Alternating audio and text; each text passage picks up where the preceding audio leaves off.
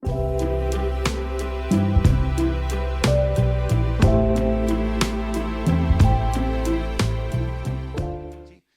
Hoy día, ¿qué vamos a ver? Vamos a ver el primer periodo, la primera etapa que se llama principio de dolores.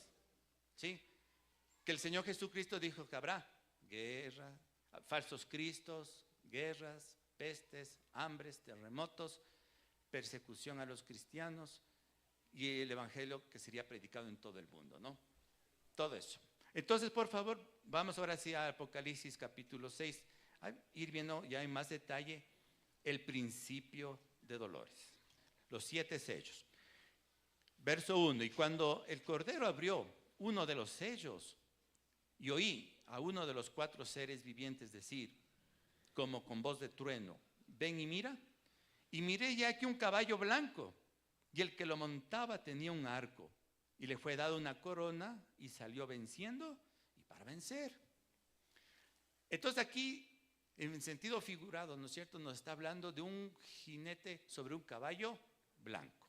¿Qué les dice a ustedes el color blanco? Pureza, paz también, ¿no es cierto? ¿Ya? Es algo aparentemente bueno, porque eso es lo que comunica el color blanco. Pero esto se corresponde en lo que Mateo 24 Jesús dijo, falsos cristos y falsos profetas. Entonces, este jinete del caballo blanco es la falsedad. Habla de imitar a Jesucristo, de un falso Mesías, de un falso Cristo. ¿Ya? El surgimiento del anticristo entonces tiene su origen aquí en este momento, ¿no? No como el anticristo dictador que luego aparecerá, sino que al inicio aparece como algo que viene trayendo la paz, ¿sí? ¿Qué es lo que el mundo busca ahora? Paz, ¿no es cierto? Queremos, y como les digo, el epicentro de todo eso es Israel, ¿no? Entonces, mire que allá nosotros escuchamos tantos conflictos bélicos, siempre, desde que yo era niño, siempre me acuerdo, guerra en el Medio Oriente, ¿no? Siempre se andan dando balas por allá. Y los terroristas, ¿no es cierto?, que son los que están siempre atacando a Israel. Entonces, lo que persigue ahora Israel, ¿cómo se llama? Paz y seguridad, dicen. Queremos paz, pero también queremos a cambio seguridad, es decir, que no vengan sobre nuestra población civil los terroristas a hacer atentados y cosas de estas. Entonces, ellos andan persiguiendo eso. Y sabe que hay justamente ahora en el movimiento político, ¿no? Hay algo que se llama los acuerdos de Abraham. El presidente Trump, junto con el presidente de Israel, Netanyahu, y otros presidentes árabes, están por firmar un acuerdo que se llama los acuerdos de Abraham, ¿sí? Es decir, ellos han puesto a Abraham, obviamente, como es el padre étnico tanto de árabes como judíos, y para los cristianos Abraham es nuestro padre espiritual. Entonces han cogido esta figura y han dicho, bueno, en torno a Abraham, que tenemos como un padre común, hagamos la paz. Somos hermanos, étnicamente hablando, dicen ellos. Entonces, el encargado de estos acuerdos de paz es el yerno del presidente Trump, que es un judío. Mire, qué curioso, paz. Y están ya que justamente y quieren terminar ya con la guerra y que esos acuerdos de Abraham sean firmados. Hay una foto ahí, si le ven cogidos de la mano ahí, son los presidentes justamente árabes, el israelita y también el presidente norteamericano en un acuerdo de paz. Esto ya lo vienen trayendo desde años atrás, solo que no se ha concretado. Hoy están que ya quieren que por favor de una vez se firme la paz. Pero aparte de este asunto político, también hay falsos cristos religiosos, es decir, figuras religiosas, predicadores o líderes de otras religiones que a sí mismos se dicen yo soy el Cristo. ¿Sí? Hay locos, perdón la palabra, que dicen yo soy Jesús, yo soy el Cristo. ¿Ya? Uno de esos, que creo que está ahí en la foto, que se llamaba Jesús de Miranda, ¿no? José Luis, bueno, no recuerdo, pero la cosa es este hombre decía yo soy Jesús encarnado y fundó una iglesia que se llama Creciendo en Gracia. Y este luego dijo, no solamente soy Jesús, también soy el anticristo. Imagínense, ¿no? y que había que ponerse el 6, y se ponía el 666 en la frente. Bueno, y dijo que nunca se iba a morir, pero ya se murió incluso este señor, ¿no? Así hay entonces falsos cristos. Vamos, la paz nunca se va a llenar, nunca va a llegar, digamos, porque la buscan fuera de Jesús. Entonces, como no va a haber, viene el segundo sello. Leamos aquí en Apocalipsis 6, verso 3. Cuando abrió el segundo sello, oí al segundo ser viviente que decía: ven y mira. Y salió otro caballo bermejo, y el que lo montaba le fue dado poder de quitar de la tierra la paz, y que se matasen unos a otros, y se le dio una gran espada. Mire, como buscan la paz fuera de Cristo, nunca la consiguen. Y leo este pasaje de 1 de Tesalonicenses 5, escuche. Pero vosotros sabéis perfectamente que el día del Señor vendrá así como ladrón en la noche, que cuando digan paz y seguridad, entonces vendrá sobre ellos destrucción repentina, como los dolores a la mujer encinta, y no escaparán. Cuando digan, no dice cuando tengan, porque eso no va a haber, sino que cuando digan paz y seguridad, que es lo que andan diciendo justamente ahora, entonces vendrá destrucción repentina. El segundo sello es la guerra. Y dice ahí que se le dio una gran espada. Entonces, viene en el futuro un tiempo muy bélico, ¿no es cierto?, en que las naciones, y ahora hablamos de potencias nucleares, ¿no es cierto?, países que tienen la capacidad de destruir mucha gente, ¿sí? Y mire la última guerra entre Israel e Irán, ¿no es cierto?, cómo estos iraníes lanzaban unos misiles hipersónicos, que esos, creo que 2000 kilómetros de distancia que los separa, el misil llegaba en cuarto de hora.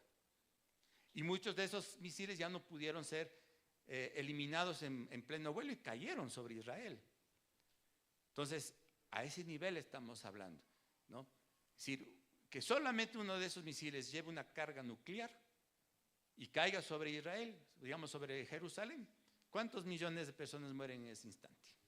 ¿No? Y que los israelitas hagan lo mismo y caiga sobre Irán, o que la India se arme igualmente una guerra nuclear con Pakistán, y así, o Rusia, ¿no?, contra los europeos.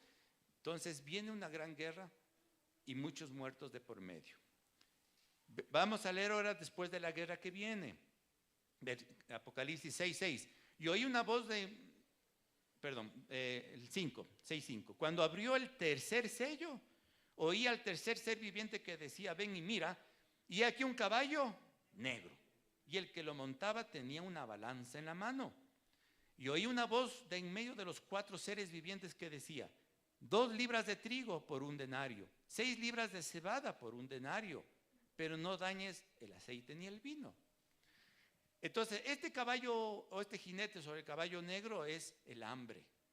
Un hambre extrema viene después de la guerra, viene el hambre. Por lo general es así porque los gastos de la guerra dejan a los países acabados económicamente, ¿no? Además que se destruyen muchas fuentes de trabajo, muchos recursos naturales y entonces después de una gran guerra viene el hambre. Ahora, ¿de qué magnitud es esta hambre? Ahí dice, 2 libras de trigo por 1 denario. 1 denario en el tiempo que se escribió el Apocalipsis equivalía a un día de trabajo, era el sueldo de un día de trabajo de un obrero común, ¿no? Entonces, ¿qué se puede comprar con lo que se gane en un día? 2 libras de trigo. Con 2 libras de trigo se hacen 10 panes. Y 10 panes más o menos es $1.50, ¿no es cierto? Entonces quiere decir que las personas vamos a ganar $1.50 diario. Al mes, $45. O sea, así de extremo va a ser el hambre. Más o menos han de entender nuestros hermanos de Venezuela, ¿no es cierto? Porque ellos allá vivieron o están viviendo, ¿no es cierto?, una situación parecida, ¿no? O sea, la devaluación de su moneda llegó a tal extremo, ¿no es cierto?, tan bajo que $45 para ellos es bastante, ¿no? ¿Ya? Entonces, países socialistas, ¿no es cierto?, que han pasado por esto, pueden entender esto. Pero ahora multiplíquele a nivel global, ¿no? Bien, después del hambre, ¿qué viene? Vamos a al cuarto sello, verso 7. Cuando abrió el cuarto sello, oí la voz del cuarto ser viviente que decía: ven y mira. Y aquí un caballo amarillo, y el que lo montaba tenía por nombre Muerte. Y el Hades le seguía. ¿Qué es el Hades? Es el infierno, ¿no? El infierno. El infierno le seguía. Y le fue dada potestad sobre la cuarta parte de la tierra. Mire ese dato. Para matar con espada, hambre, mortandad y las fieras de la tierra. Entonces, aquí se añaden otras cosas más, porque ya se mencionó aquí la espada, que es la guerra, y el hambre, ¿no? Se añade la mortandad. La mortandad se refiere a enfermedades, plagas, pestilencias, así como el COVID, ¿no es cierto?, que surgió de pronto y mató a millones.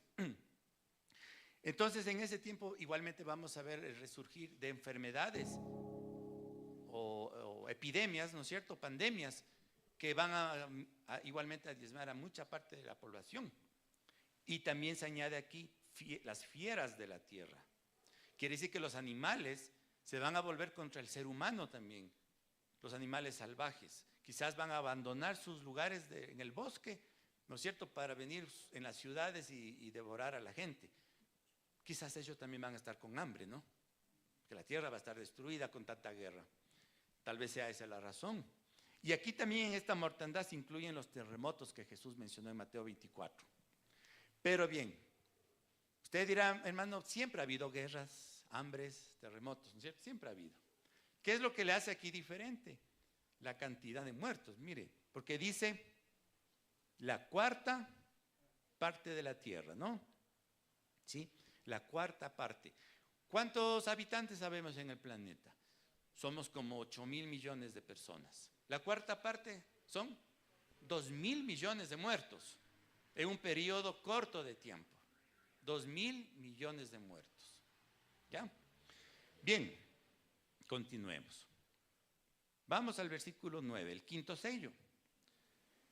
¿Qué con los cristianos? Cuando abrió el quinto sello, vi bajo el altar las almas de los que habían sido muertos por causa de la palabra de Dios y por el testimonio que tenían.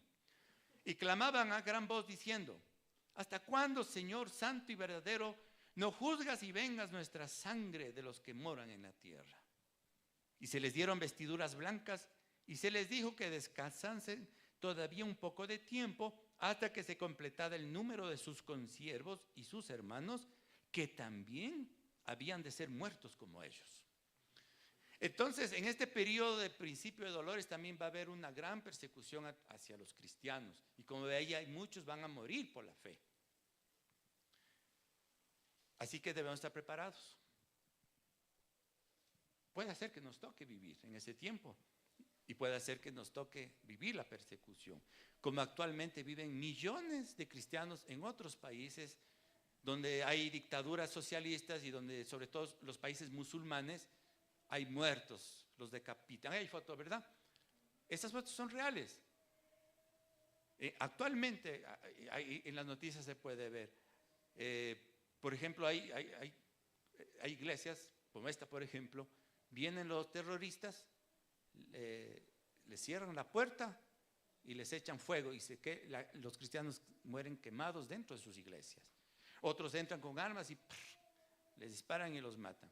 Y los llevan a la horca. Eso está pasando hoy mismo en otros lugares del mundo. Aquí en América no se vive eso, por eso tal vez creemos que no pasa. Pero está pasando en esos países allá en el Asia, ¿no? Bueno, va a haber una fuerte persecución a los cristianos. Ahora, dése cuenta aquí un datito que la visión nos dice que estas almas, dice, ¿no es cierto? Vi las almas de los decapitados, ¿verdad? ¿Eso qué quiere decir? Que todavía la resurrección de los muertos en Cristo no se lleva a cabo. Hasta el quinto sello, en el cielo están almas. No hay cristianos todavía resucitados. Eso quiere decir que el rapto de la iglesia todavía parece ser, si estoy interpretando bien la Biblia, no se lleva a cabo. ¿Ya? Todavía no vemos aquí en las visiones hasta el capítulo 6 que haya cristianos resucitados. Después sí, en el capítulo 7 ahí sí ya encontramos. Bueno, sigamos viendo el sexto sello, en el 6:12, ¿no? Dice: miré cuando abrió el sexto sello y aquí hubo un gran terremoto. El sol se puso negro como tela de silicio y la luna volvió toda como sangre. Las estrellas del cielo cayeron sobre la tierra, como la higuera deja caer sus higos cuando es sacudida por el fuerte viento. El cielo se desvaneció como un pergamino que se enrolla y todo monte y toda isla se removió de su lugar. Aquí entonces hay una señal cósmica. ¿Por qué digo cósmica? Porque tiene que ver con los astros. ¿Ya? Esta es una señal que cuando ocurra no le va a quedar duda a nadie, porque todo el mundo va a ver este acontecimiento espantoso. ¿Sí? El sol se apaga, la luna también, y el cielo pareciera, dice que se enrolla, o sea, no sé cómo explicarles, ¿no? Porque nunca hemos visto eso, pero el cielo dice como que se parte, y las estrellas del cielo parecieran que cayeran a la tierra, ¿no? Usted sabe que las estrellas literalmente no van a caer, pero posiblemente la tierra como planeta entero se mueva de su lugar. Eso dice en Isaías, creo que es el capítulo 14, ¿no? Que en el día de Jehová la tierra se moverá de su lugar. Entonces, al moverse, ¿no? Como hace todos los días, la tierra se mueve y parece que el sol de tarde cae, ¿no? No es que el sol no se mueve, la tierra es la que se mueve.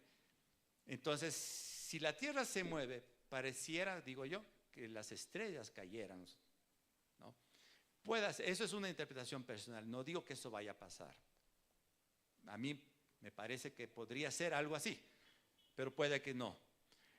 Bueno, lo importante de todo esto es que el mundo entero va a ver unas señales cósmicas que no sabemos qué son lo que lo van a provocar, pero van a ver ahí. Y cuando eso pase, mire la gente cómo reacciona.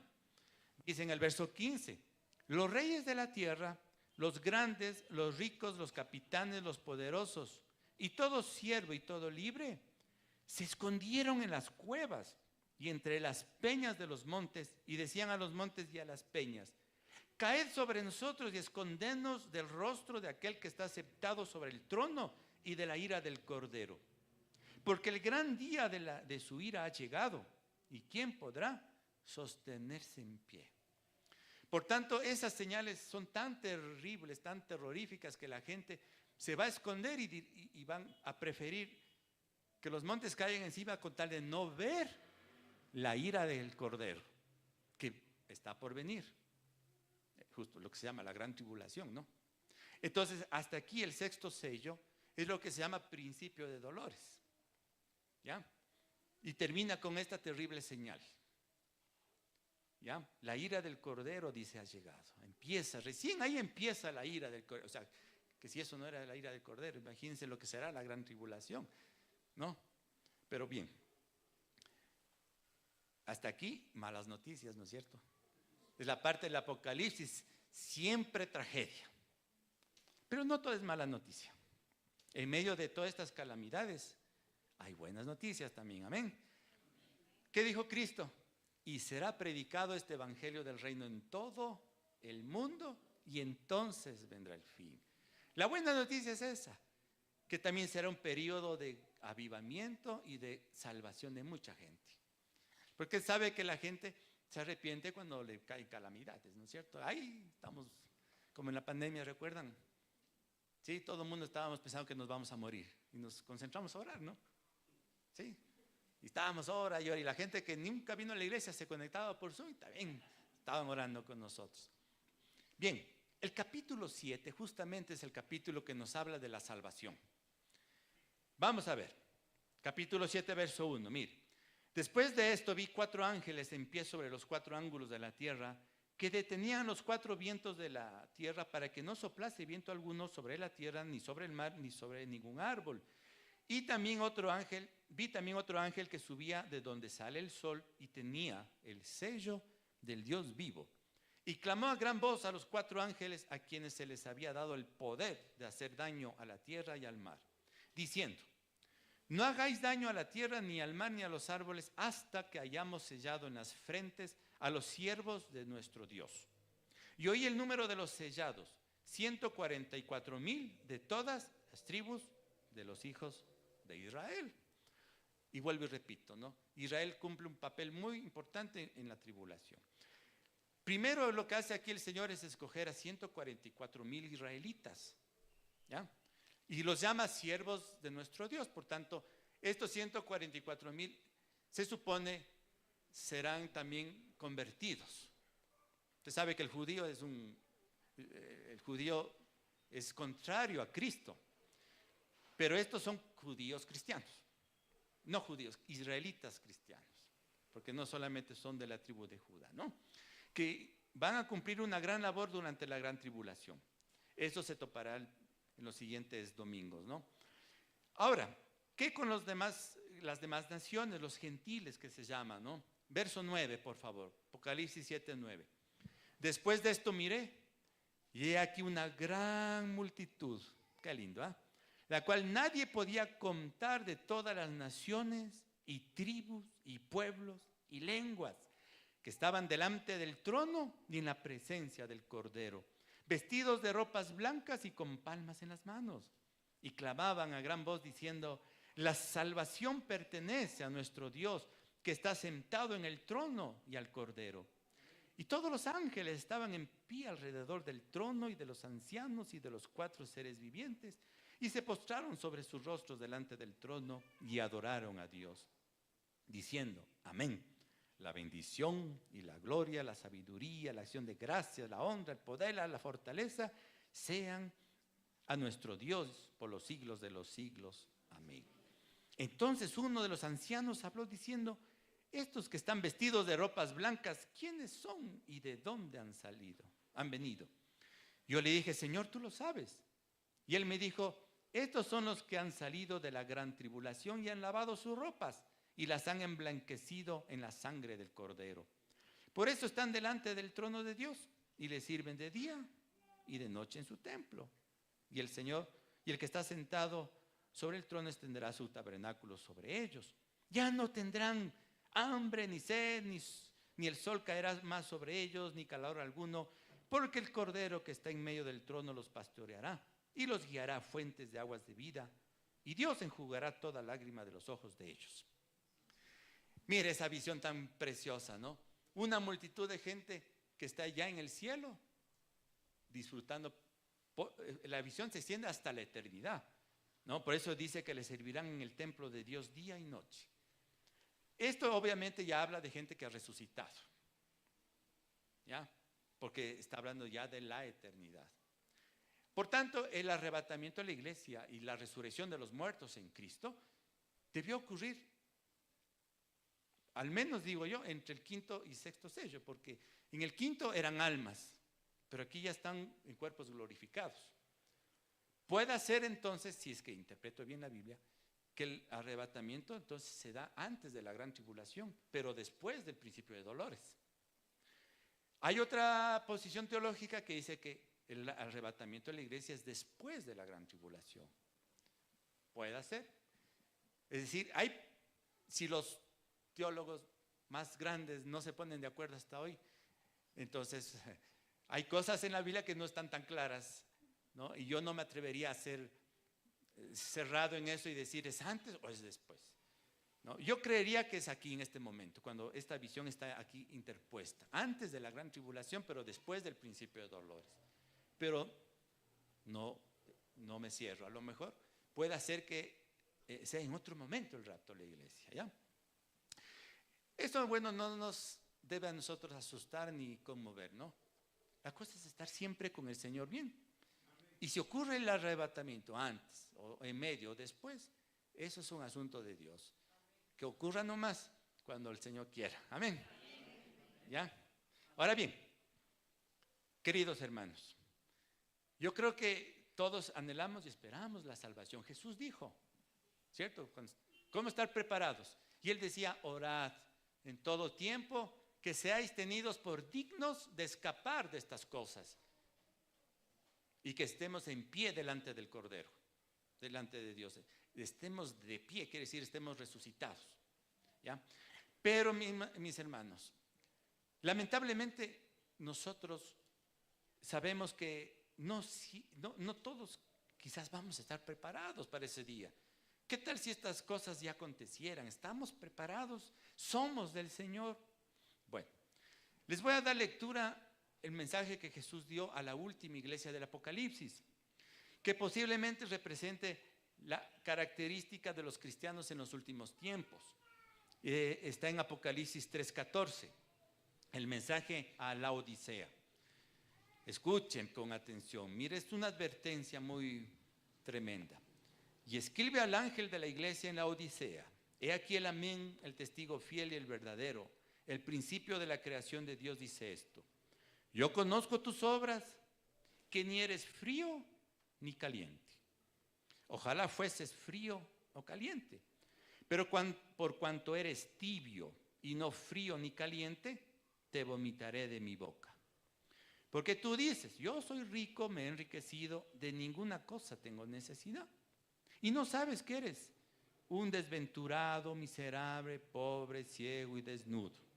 Por tanto, yo te aconsejo que de mí compres oro refinado en fuego, para que seas rico, y vestiduras blancas para vestirte, y que no se descubra la vergüenza de tu desnudez. Y unge tus ojos con colirio para que veas.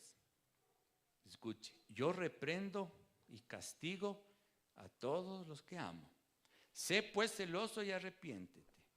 He aquí yo estoy a la puerta y llamo. Si alguno oye mi voz y abre la puerta, entraré a él y cenaré con él y él conmigo. Al que venciere le daré a que se siente conmigo en mi trono, así como yo he vencido y me he sentado con mi Padre en su trono. Ya. Entonces el Señor termina haciendo esa advertencia. Una iglesia que le llama tibia, ¿ya? Y esta iglesia tibia, o sea, estos cristianos, ¿no?, creen que están bien, ¿no? Creen que están bien. También a la iglesia de Sardis le dice: tienes nombre de que vives, pero estás muerto. Aquí es algo parecido, porque el Señor dice: por tu tibieza te vomitaré de mi boca. Eso quiere decir que el Señor, cuando lleve a su pueblo, como vimos ahí nosotros en el rapto, el Señor no va a llevarse a todos, porque todos los que se dicen ser cristianos, ¿no?, porque el Señor los va a vomitar, es decir, no los va a aceptar en su cuerpo, que es la iglesia verdadera. Eso entonces nos llama a todos la atención para que, hermanos, nosotros siempre estemos con Cristo. No caminemos tibiamente, ¿no? Porque el tibio no es ni cristiano ni mundano, ¿no es cierto? Está con una patita en la iglesia y con la otra patita en el mundo, ¿no? Está que sí un día y que el otro día que ya no. Que ahora sí me animo a buscar a Dios, pero que después ya no me animo de buscar a Dios.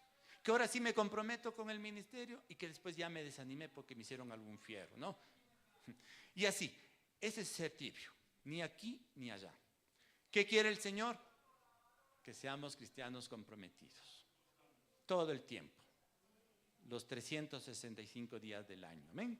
Bueno, entonces, ya para ir terminando, en Lucas 21, el Señor dice cómo estar preparados. Fíjese, vamos a ver. Lucas 21, ¿no? Ya. En el verso 31, Lucas 21, 31 dice: así también vosotros, cuando veáis que suceden estas cosas, sabed que está cerca el reino de Dios. Si nosotros los cristianos no pasáramos por al menos hasta el principio de los dolores, no tendría caso que Jesús diga: cuando vean estas cosas. Así que sí creo que vamos a pasar por ese periodo. Cuando ustedes vean estas cosas, sabed que está cerca el reino de Dios, ¿no? 32. De cierto os digo que no pasará esta generación hasta que todo esto acontezca. Estaba refiriéndose a Israel, que existe hasta el día de hoy, ¿no? El cielo y la tierra pasarán, pero mis palabras no pasarán. Mirad también por vosotros mismos, que vuestros corazones no se carguen de glotonería y embriaguez, y de los afanes de esta vida, y venga de repente sobre vosotros aquel día, ¿Ya? Así que mira, ahí está, lo mismo de la tibieza espiritual, ¿no? Que el corazón no se cargue de glotonería y embriaguez, es decir, de los excesos, de los placeres que el mundo puede darnos, ¿no? Comer está bien, pero ya la glotonería es un exceso, ¿no es cierto? Ya. Entonces, todo a veces esas cosas que nos dan placer, incluso puede decir las cosas materiales, un buen sueldo, pueden desviarnos de los caminos del Señor, si no somos humildes, ¿no? Y de los afanes de la vida. ¿Qué es el afán? Mi trabajo, hacer dinero, ¿no? Vuelvo y repito, ¿no? Son cosas naturales que no está mal, ¿no? Trabajar y tener nuestra holgura económica. Pero otra cosa es olvidarme de Dios por hacer dinero. Eso es lo que Jesús quiere advertirnos. No. Trabajemos bien, pero no nos olvidemos de Dios. Amén. Sirvámosle al Señor. Sigamos. Porque, en el verso 35, porque como un lazo vendrá sobre todos los que habitan sobre la faz de toda la tierra. ¿Qué quiere decir como un lazo? Que como nos atrapó, nos atrapó. ¿Ah? Es decir, si nos atrapó mal, ya no podemos hacer nada. Iremos al juicio de Dios. Pero si nos encontró bien el Señor, Él nos llevará y nos sacará de este mundo a salvo. Sí, como un lazo, es decir, como nos atrapa, nos atrapa. Ya después no hay como hacer nada, ¿no? Verso 36. Velad, dice el Señor, mire, velad pues en todo tiempo orando, que seáis tenidos por dignos de escapar de estas cosas que vendrán y de estar en pie delante del Hijo del Hombre. Nuestra oración entonces debe ser esa: Señor, no permitas que yo pase por el juicio que viene sobre este mundo. Sácame antes. Ojalá, digamos, todos podamos escapar y no pasar por la tribulación. Sí, ojalá, ¿no es cierto? Porque nadie quiere sufrir, ¿verdad? Pero bueno, entonces esa es la manera, orando al Señor, ¿no? Dice, digno de escapar estas cosas que vendrán y de estar en pie. Verso 32. Y enseñaba de día en el templo y de noche saliendo, se estaba en el monte que se llama de los Olivos. Bueno, hasta ahí nomás. Bien, amados hermanos, entonces, esta primera etapa, ¿por qué le llama principio de dolores? Si le pone la imagen de la mujer encinta, ¿sí? ¿Por qué le llama principio de dolores? Porque el Señor estaba comparándole a una mujer que está por dar a luz, ¿no? Usted sabe que cuando ya le toca el momento, le comienzan las contracciones, ¿verdad? Al inicio son ¿qué será? Cada media hora de pronto, ¿no? Un dolorcito por aquí, pero después ya no es cada media hora, sino cada 20 minutos, y es más fuerte el dolor. Y después cada 10 minutos, cada 5 minutos, cada 3. La frecuencia del dolor es mayor y también, la frecuencia y el dolor es mayor. Entonces, cuando el Señor Jesucristo dijo estos principios de dolores, el Señor quería decirnos que estas cosas, guerras, hambres, pestes, terremotos, persecución a los cristianos, irían sucediendo cada vez con más frecuencia y con más fuerza. ¿Ya? Entonces, cuando eso pase, yo creo, pues si vamos a estar ahí, vamos a darnos cuenta, porque si antes había terremotos fuertes, me refiero, por ejemplo, unos 10 cada año, quizás ahora son 15, pero en aquel entonces serán 20 o 30 por año. Si antes el hambre igualmente había o aquejaba, digamos, a unos 1.000 millones de personas, quizás ahora son a 2.000 millones de personas. Y la persecución, y cada cosa va aumentando. Y de hecho, yo vi ahí unas estadísticas que tal vez ustedes no alcancen a leer, ¿no? Pero realmente todas esas cosas nos indican que están en aumento. ¿Ya? Más bien les voy a pasar al WhatsApp el material para que lo puedan leer, y en la página web donde saque. Todo está aumentando, pero por supuesto todavía no llegamos allá. Porque vuelvo y repito, tiene que pasar que mueran la cuarta parte de la tierra. ¿No? Bien, hermanos, entonces mi palabra final es esta: preparémonos, caminemos con el Señor siempre para estar preparados. Continuaremos entonces ya el próximo domingo con la gran tribulación.